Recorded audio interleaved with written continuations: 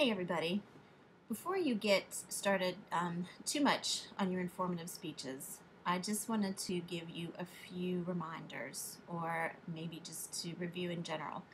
The first thing when you're coming up with a topic for your informative speech, you want to make sure that you choose something that is audience centered or relevant to the audience. Every time you choose a speech topic, you need to think about your audience in the terms of, okay, what's in it for them? Because the more that we can make it relevant to the audience, the more inclined the audience is to actually listen to what you have to say. All right, so that doesn't mean that you can't do baseball card collecting if that's what you're interested in, but you need to remember that some of the people in your audience may not be baseball collectors, and you need to show them why it would be interesting to them. Is it something that somebody, maybe their son might be interested in, something that they could make money doing? How are you going to market that particular topic so that you can generate interest? Um, Another thing that I wanted to remind you of is the introduction. The introduction should have four elements to it. The first element should be the attention getter. The attention getter can be a narrative, which is a little story. The attention getter could be a good rhetorical question, and when I say good, I mean something a little more thought-provoking than, have you ever jumped? All right, most people have jumped. Okay, that's a yes or a no question, and it doesn't cause the audience to reflect, and it doesn't cause them to actually think about a deeper concept. All right, so if you're going to use a rhetorical question, make sure that it's something that is a little more complex than just that yes or no question. Also, I would like for you to think about maybe a startling statement as an attention getter. For example, if I started my speech like this, today I'm going to talk about the F word.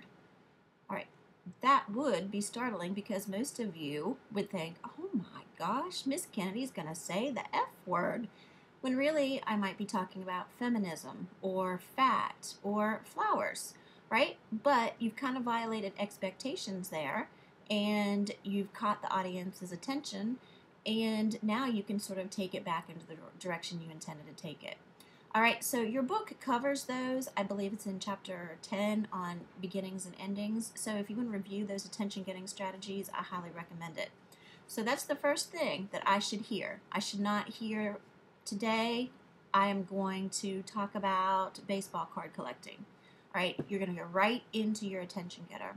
The second thing I should hear is some kind of a bridge that takes me from the attention getter to the thesis statement.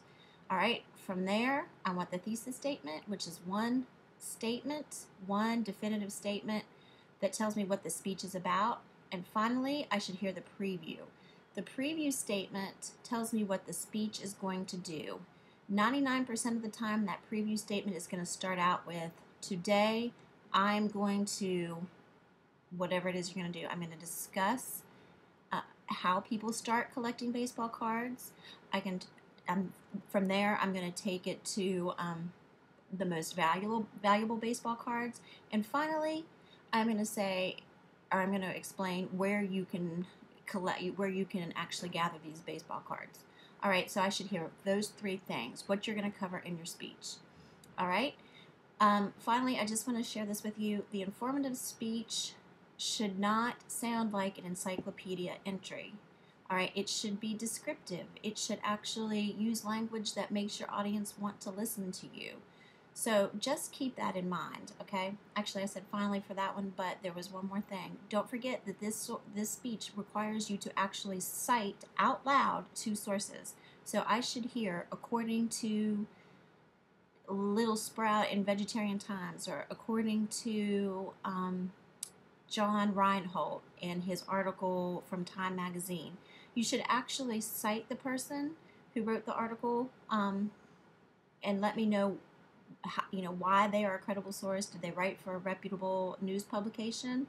Are they a professor? Are they a doctor? All right, share that information so that their credibility lends you credibility.